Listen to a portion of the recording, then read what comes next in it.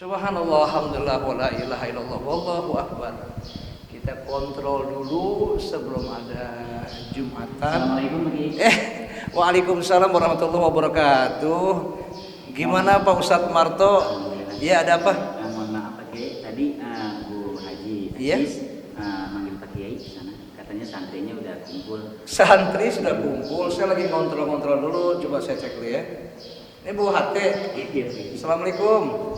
Ya, waalaikumsalam Pak Kiai. Ada apa ini? Kok Ustadz Marto datang kemari kata kumpul-kumpul, maksudnya apa nih? Para santrinya sudah pada siap semua Pak Kiai. Para santri sudah siap, nunggu siapa? Nunggu Pak Kiai. Ya Allah, baik. Saya meluncur ya. Mau kontrol masjid dulu nih, Masya Allah. Ini masjid harus dikontrol dulu supaya persiapan buat Jumatan. Oke, terima kasih saya datang. Ya, terima kasih. Yuk, assalamualaikum. Salam Pak Kiai. Oke. Gimana Pak Ustadz Marto? Kita sapa dulu. Bismillahirrahmanirrahim. Assalamualaikum warahmatullahi wabarakatuh. Waalaikumsalam warahmatullahi Alhamdulillahirabbil alamin. Allahumma sholli ala sayyidina Muhammadin wa ala ali Muhammad. Amma ba'du, para pemirsa Indonesia. Kali ini saya Agus Dermawan tentunya gembira sekali, senang bisa bersilaturahmi dengan para pemirsa YouTube KH Agus Dermawan Official dan Instagramnya kh.agusdermawan. Tentunya ini kalau Ustadz Marto punya hati ya, ini luar biasa, bisa komunikasi kepada sesama umat manusia. Tadi barusan saya kontak ya dengan hatinya Ustadz Marto supaya cepat nggak berteriak-teriak. Dan komunikasi kepada Allah tentunya dengan jalur sholat ya, sholat begitu. Iya. Mungkin ada pertanyaan? Ya. Ya, mungkin bagaimana biar kita habluminallahnya ini terjaga, Ya. habluminanasnya terjaga gitu Pak. Ya, bagus sekali para pemirsa. Allah berfirman dalam surahnya Ali Imran ayat 112 dikatakan, Bismillahirrahmanirrahim, itu ada kata duribat alaihim zillatu aina thuqifu illa bihabli minallah wa habli minan-nas. Jadi duribat alaihim zillatu aina thuqifu illa bihabli minallah wa habli minan-nas. Akan ditimpa satu kehinaan kepada umat manusia di mana saja manusia berada. Kecuali manusia yang gak ditimpa Allah, Ustadz Marto, adalah manusia yang selalu komunikasi kepada Allah. Hablu minallah tadi itu dengan sholatnya. Ini namanya kontak itu. Tidak hanya hati aja bisa komunikasi kepada orang, kepada sahabat manusia lainnya, tapi ada kontak kepada Allah dengan iyyaka na'budu wa iyyaka nasta'in. Ya, kepadamu ya Allah aku menyembah, kepadamu ya Allah aku minta tolong. Wa'budullaha wa la tusyriku bihi syai'a wa bil walidaini ihsana. Itu udah paling bagus, cakep banget. Jadi sholat 5 waktu jangan ditinggalkan. Sebab sholat itu memang aturannya kata Nabi tiang agama. Jadi kalau orang yang melaksanakan ibadah sholat, Ustadz Marto, ya as-sholatu imaduddin, faman aqomaha faqad aqomadin, wa man tarokaha faqad hadamadin. Ini santri yang udah jadi guru luar biasa Ustadz Marto. Dan sholat itu tiang agama. Kalau dia sholat, tentu dia menegakkan agama. Yang tidak sholat adalah orang yang menghancurkan agama. Makanya ada kata habluminallah. Yang kedua juga kontak kepada umat manusia. Jadi duribat alaihi musillatu aina ma tuqifu illa bihabli minallah wa habli minan-nas.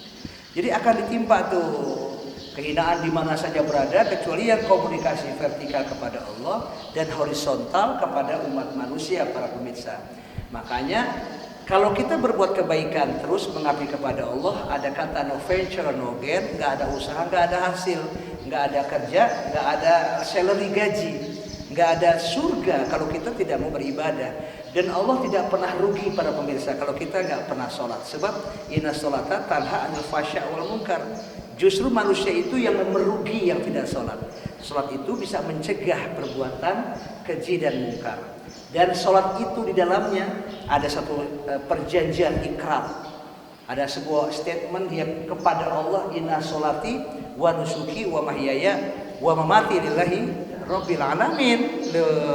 Sungguhnya inna sholati, sholatku, ibadahku, hidupku, matiku untuk Allah subhanahu wa ta'ala. Oleh karena itu para pemirsa, jangan sampai tinggalkan sholat. Juga tidak ada kata saling menyakiti hati sama teman yang sifatnya hablum minan nas. Jadi harus menjaga hati. Kalau hati kita nggak dijaga atau saling menyakitkan, apalagi lidah. Lidah itu kan ada satu peribahasa mengatakan syair-syair itu memang lidah tak bertulang, kan begitu. Sebetulnya lidah itu bertulang, oshioid, tulang lidah namanya. Kalau lidah itu bertulang, namanya oshioid. Tulang lidah itu terbagi dua, ada saraf simpati, ada saraf parasimpati. Simpati, parasimpati. Kalau simpati Ustaz Marto, dia connect-nya tuh direct kepada Allah, spiritual. Nah kalau parasimpati, dia motorik tergantung sama simpatinya. Makanya ada orang yang bicaranya cakep tuh subhanallah, dia berzikir, ya astagfirullah, dia berdoa, mengucap yang baik-baik. Tapi ada juga orang yang berucap dengan kata yang keji, kata yang jorok, kata yang kotor. Nah itu berarti saraf simpatinya nggak benar. Kalau simpatinya benar, motoriknya benar. Simpati nggak benar, motorik nggak benar. Tergantung kepada. Nah makanya tidak boleh menyakitkan hati. Ada peribahasa mengatakan waqad yurja rijal isyifi burun wala buru liman jeruh lisan. Kalau pedang melukai tubuh ada harapan sembuh, tapi lidah melukai hati. Hendak kemana obat dicari? Allahu Akbar, Masya Allah. Sampai kita catat dalam sebuah statement di hati, nggak boleh merusak hati orang dengan ucap kata-kata. Ayo kontak kepada Allah dan kontak kepada sesama umat manusia. Jangan sampai pudar. Tetapi jangan lupa kontak juga kepada alam semesta. Tidak boleh ada kata kerusakan-kerusakan. Ustaz Marto, mudah-mudahan bermanfaat ya. Kali ini saya berterima kasih. Katanya santrinya saya cek lagi sudah kumpul ya. Waduh, Masya Allah. Assalamualaikum. Waalaikumsalam Pak Kiai. Masih kumpul santrinya? Si Pak Kiai. Nungguin terus? Masih nungguin Pak Kiai. Ya Allah.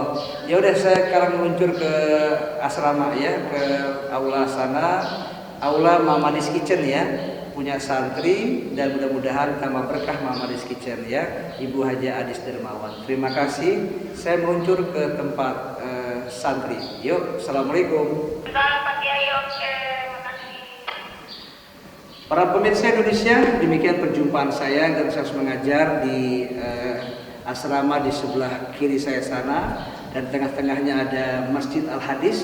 Di sebelah kanannya juga Masya Allah ada asrama santri putra dan putri. Mudah-mudahan membawa keberkahan dan semoga anak-anak kita yang berada di yayasan Maulidah Fitriyah yaitu milik Mamadis mudah-mudahan akan menjadi anak yang paripurna dan santrinya menjadi anak yang on call, yang anytime already standby, siap pakai di masa kini, di masa mendatang. Subhanal yawm rijal ghat innahum fityatun amanu bi rabbihim wa zidnahum huda. Sampai jumpa pada episode YouTube KH Agus Dermawan official lainnya dan KH Agus Dermawan pada Instagram.